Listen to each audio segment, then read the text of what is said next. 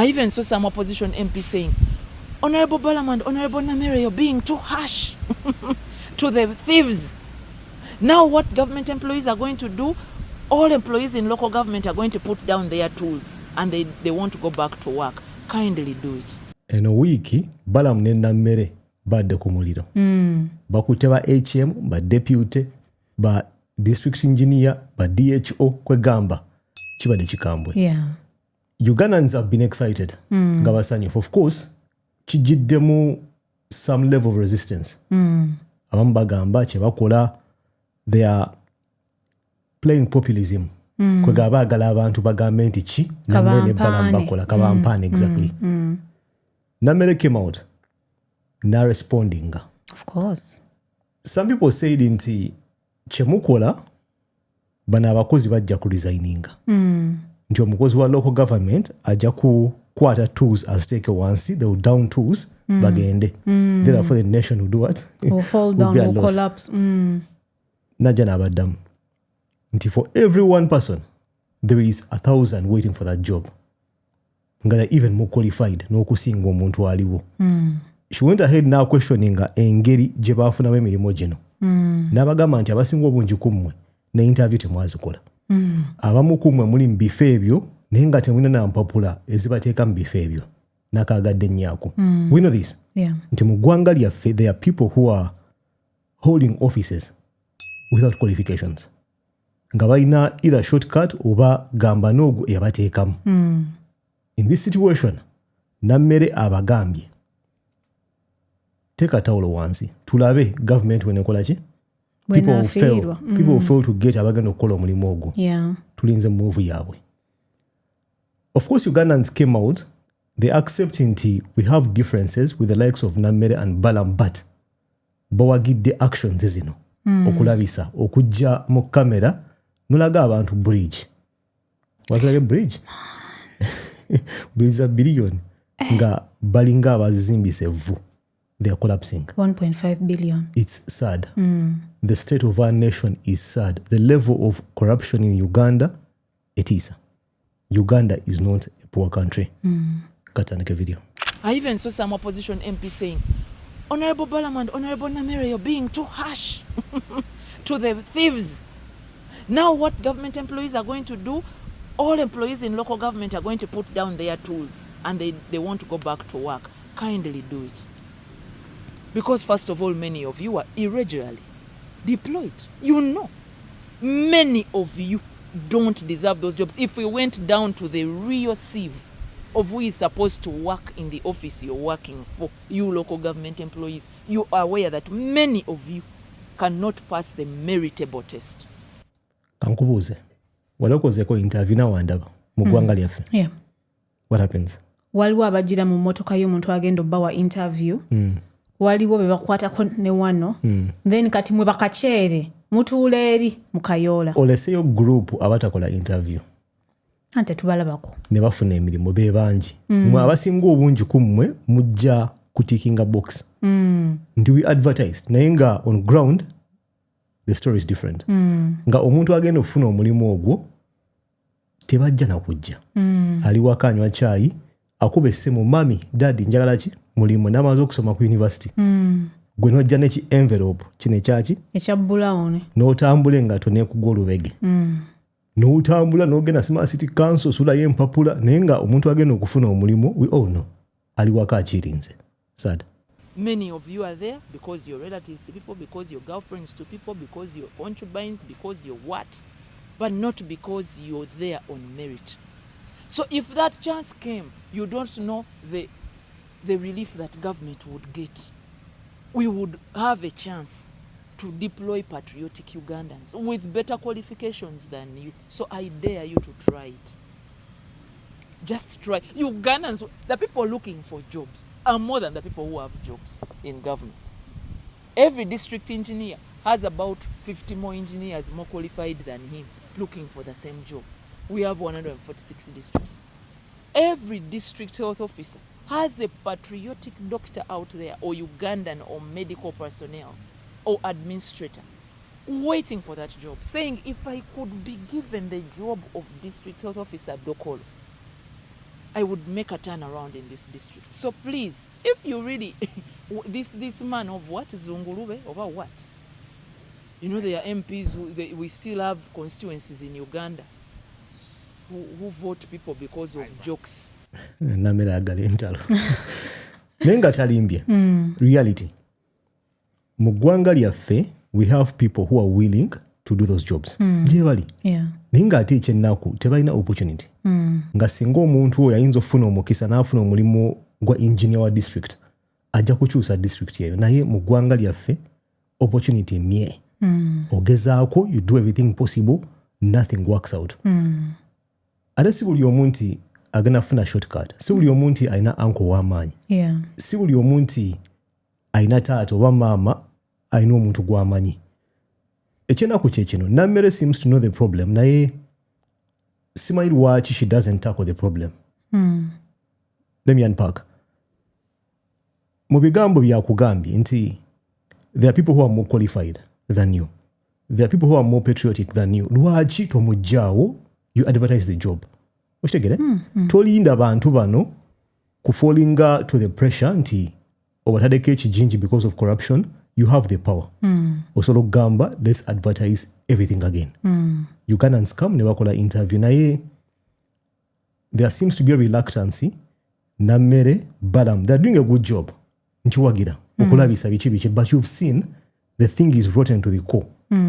Obuzibu obumanyi bwe buli nti people are not qualified, abantu bafuna emirimu without proper interviews, shortcuts, gamba nogu, uncle, mama, okitegere? Problem weri. You have the power. So why don't you use that power to make the change? Kino ekintu kyangu nnyo.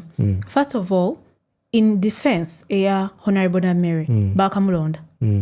Tanamala mu office n'emyezi 2 ebyaddala otandika okukola. Yeah. So there is that chance gyensobola omuwa nti yakatandika okukola. There is still room for improvement. Akyalina chance ey'okuimplementinga ebintu byayagala okukola. Ekyokubiri, obuzibu buva wano. Ministry of Health eyinayo commissioner. Commissioner oyo ayinayo omwana wa kojja. Namuteeka mu health center 4. Akuba akasimu. Yes. Now ne wajja Honorable Namere nga yagala kujjawo omwana oyo. Olutalo olulaba? Bireyo mu office. Nti ne bw'aba ayagala okumugjawo, sometimes waliwo omukono ogubalemesa. Yes, in reality, eno story baddewo for a week, mbadde nkulaba ng'ogikola. Bantu bangi nnyo abaddeyo nga babuuza lwaki teba addressing the problem. Sometimes before you reach the problem, olina kwotandikira. You first expose ekiriwo. Bw'ofuna ekiriwo, you dig deeper, n'ofuna ekizibu.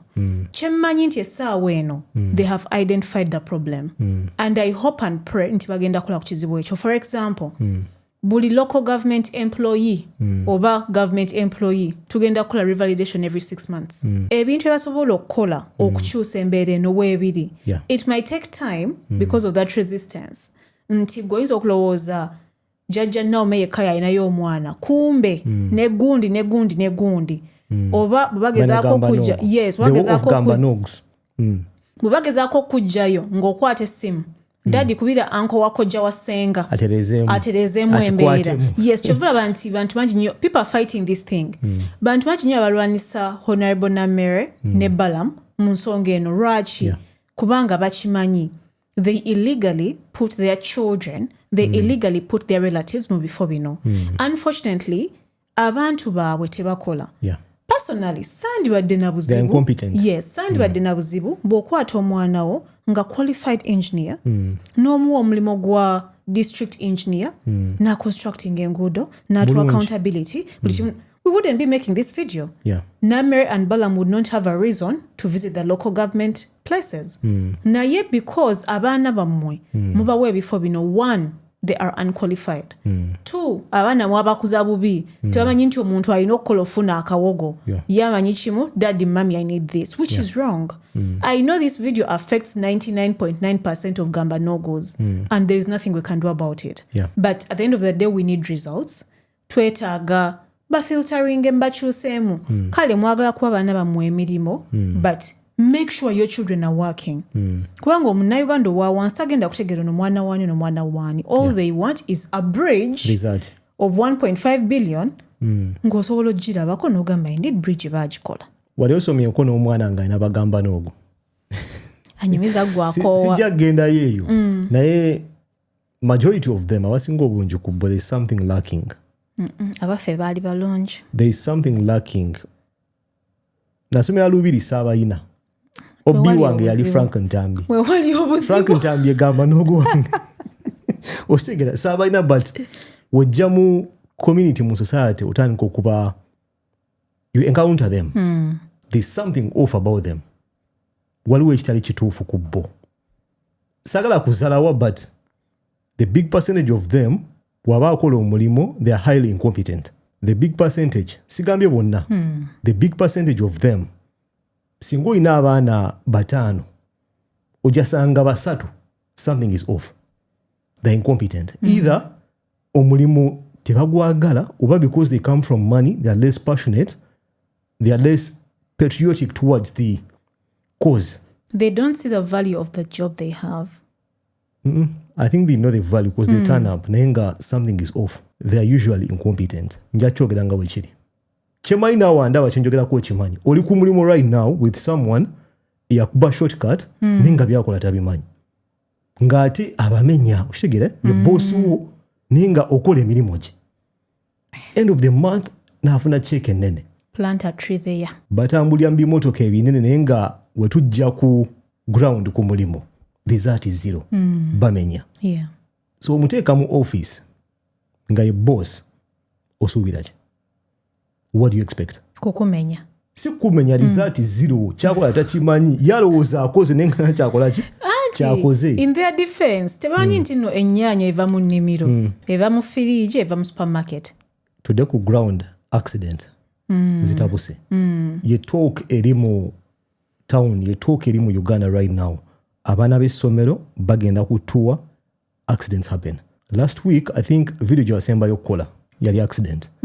Bus yatomera train. Yeah. Ngenda kukiddamu bus yatomera train. We came here, we made a video about it. Ne tugamba excuse the system, do what. A few days later nifuna accident, a capturer. Abaana ne bafa 24 right now. Young kids, babies. Onakule gulu. Tukyali mu zino story. I was publishing a video ku channel kweri about the accident. Amuli ne gafuluma. Another accident has happened involving kids. Kuno nga baaki ba high school, secondary. Bade bagenda kutuwa ne batomera. Where is the problem? Obuzibu buliwa? Bannayuganda came out with so many theories. Kusaddaaka. Na kibagamba sometime back nti mu ggwanga lyaffe if events happen, expect that. Nti abaana bali basaddaaka. Abalala, common arguments, which I think I support. Nguudo mbi, system mbi, but driver tebali qualified. So the discussions have been catching fire ku internet. Ku ex people are talking. Naye nga sacrifice. Njati tukoneko. Ka video kekano. Watch.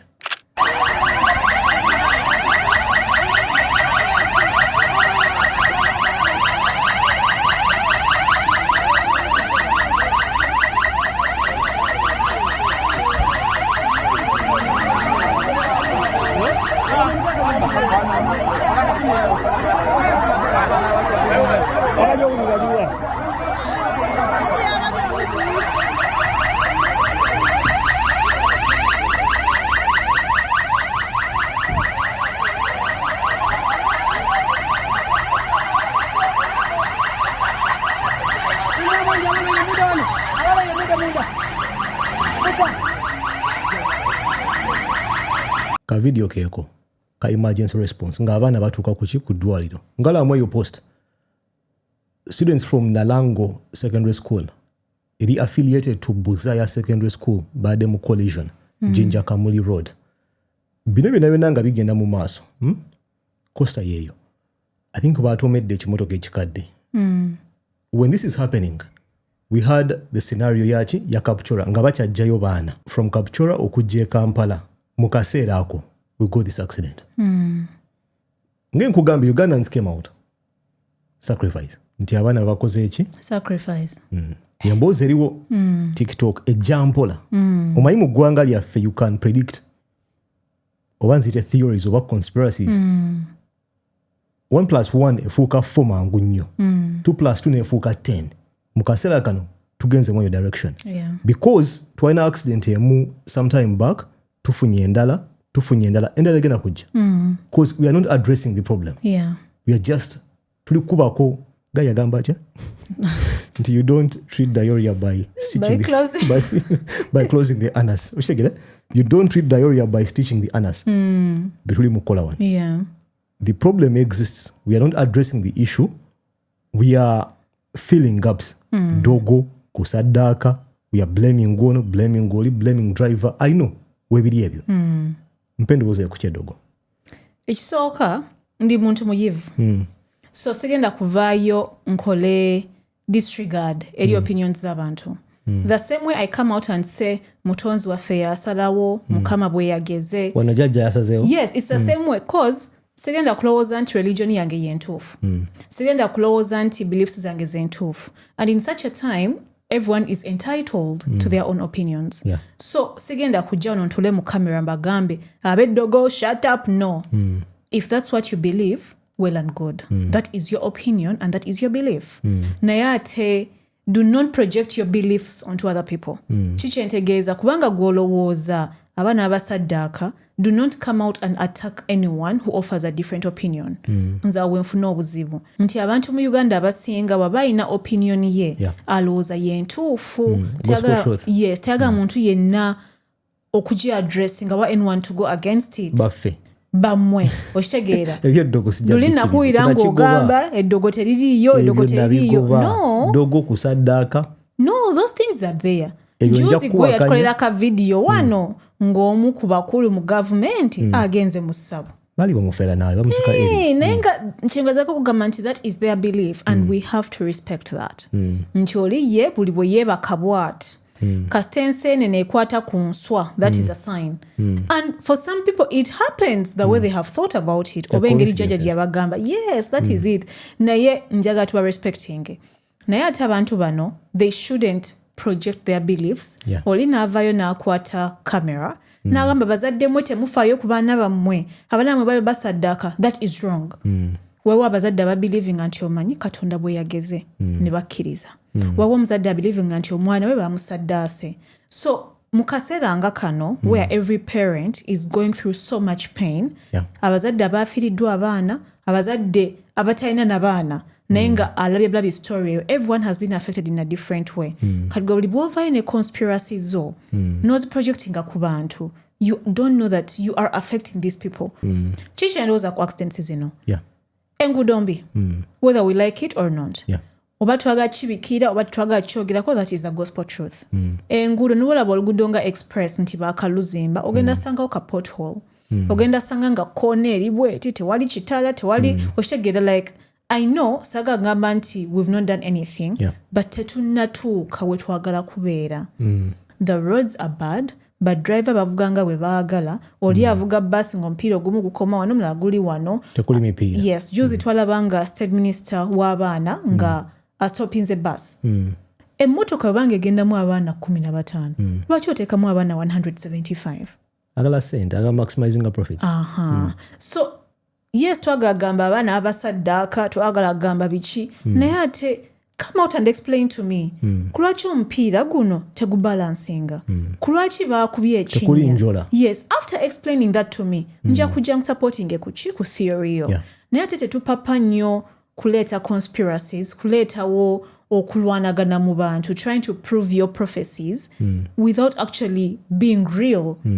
Tunuulira embeera eriwo. What actually happened? Twabadde twambuka akasozi, emmotoka neegaana okusiba. Ate eyewitness bakugambye nti emmotoka yafudde emirundi at least more than 2 times. Ng'efa abaana ne babayiwa, driver n'alemerako, meaning the car had a problem. The bus had an issue. Ebintu ng'ebyo nakibagamba. If you lack an explanation mu ggwanga lyaffe abafirika, you're going to fill in the gap ogambe nti ddogo. Baloze, ono asaddaase, simanya. I saw something crazy ng'omuntu agamba nti government yetta abaana. Kitegeera? Saagenda mu your direction, but what's the aim? What's the motive? Okay, basse efunyemu ekyo. Kitegeera? Ebintu ng'ebyo, people come out, they begin filling gaps mu situation ey'ennaku ng'eno. With the only thing that makes sense to them. the explanations are clear. Zabadeo, emotoka abadde nfu. The car had issues. Omusirikale, one of the officers, I think officer Niwabine, yaze na kunyonyola why he thinks, and it makes sense why we are seeing so many accidents mu mwezi guno gwa July. These things have been happening for long. Emotoka zibadde zikuba abantu, zikuba abaana. So the whole idea of okukiyingizamu conspiracy, dogo government esaddako omuntu, kunze, it doesn't make sense. Maybe to you now and but to me it doesn't make sense. It will never make sense in my world. These things happen and they have explanations. Abana died because the car had an issue. Abana died because in a video officer yagambe what? Watch. I need to mention why this month of July. This month of July is when schools plan their trips, and they have always planned the trips in this month of July. What is special in this year 2026 July is that the nature and the way they were organizing trips were inter-districts. But now most of the trips are of long journeys that can go to any corner of this country. Those who are in Kampala plan journeys up to Moroto, and those ones in Moroto plan journeys up to Kisoro. Chakona Kao, we are working with probabilities or your statistics. Buli wo increasing appearances, wo occurrences, emikisa gikolachi jeyongera. Kwa kusanya zala. Joko mo kusanya zala, the odds of winning slightly increase, even losing. Journeys wezibanga nyingi mu mwezi. Nti mu mwezi gwa July oba ogw'omusanvu. Amasomero mangi nnyo gali kukola trip. The odds of us seeing this are high. Yeah. Si dogo, si sacrifice. The odds of this happening are high because abana batambula. He makes a very good point. Wetwasomera. Oyinza ogamba nti the trips were short. Mugenda ku bekare, kidawalimo kitegere. Ebintu bikyuse. Ezo trips ze mwakolanga. Oyinza ogamba oba trip oba jane, whatever it was. Mugenda ku local area bekare ne muli omugati. Nga the longest distance oyinza ogamba abeera nga Jinja. Right now, you're hearing stories of kids going to the US, going to UK, going to Europe, going to Dubai, France, yeah. Bagenda distance empanvu. Ebintu bikyuka. Generation zikyuka. Oyinza ogamba nti tuli mu generation where kids are traveling long distances. So oli mu July or June, oyina abaana bangi batambula, abasinga obungi kubo bagenda mu distance empanvu. Ate the situation oba the problem of poor roads, dangerous mechanical vehicles ekyaliwo togijeewo. What do you expect?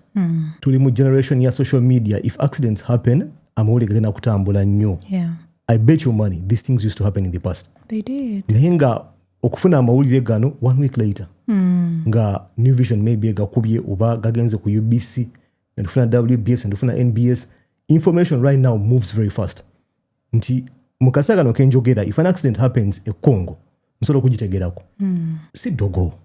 Si sacrifice. Wali muntu wa government atudde wansi mbwa agenda kusaddaaka abaana afuna muki.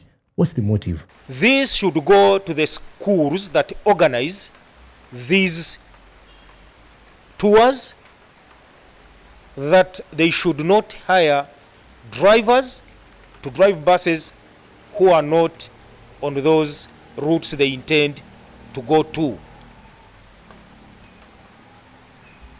Secondly, when you get long journeys, your vehicles should be in sound mechanical condition. In sound mechanical condition. And the drivers properly tested, and the pre-trip events, the drivers should rest enough. And along the journeys, it should be planned that they have stopovers. And these are the ones we are now going to emphasize during the time they will lift the suspension on the school trips.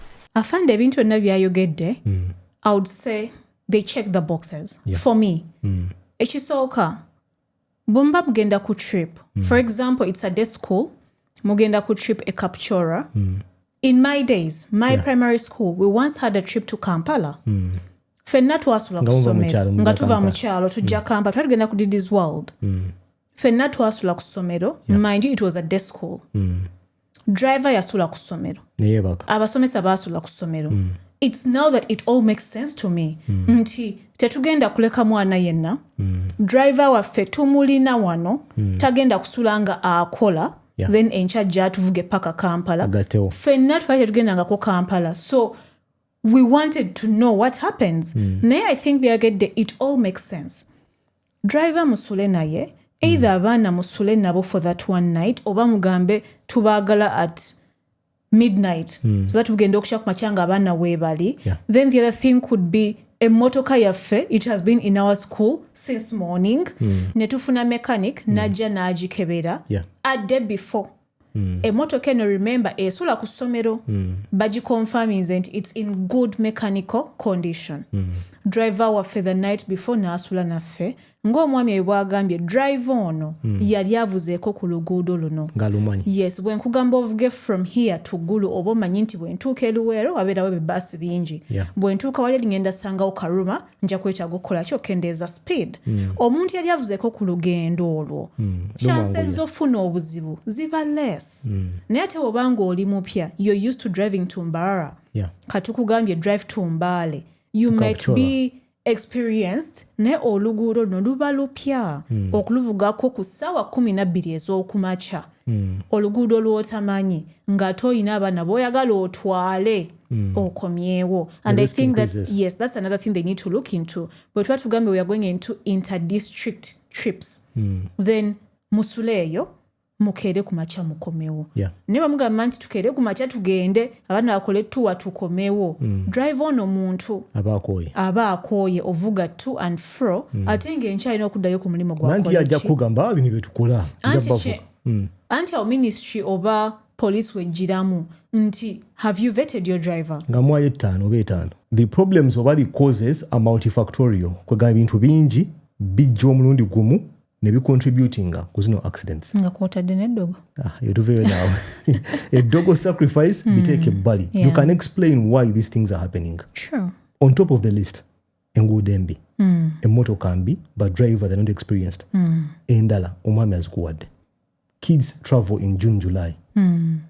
Ebintu bikyuse, abaana batambula distances mpanvu. The odds of them having accidents mu motoka embi ku nguudo embi doubles.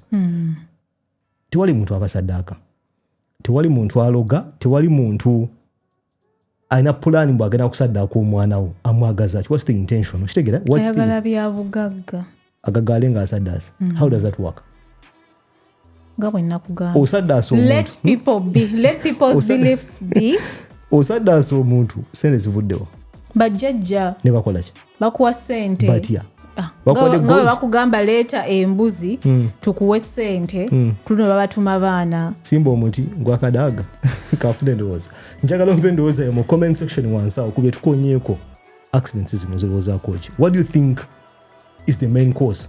Mu gw'omukaaga, mu gw'omusanvu, nga it seems to happen every year. Omwaka guno they've been more pronounced. Train, Kapchora, right now Ekamuli. Take endowooza yo mu comment section wansi awo tujja kulamu video dako. Peace.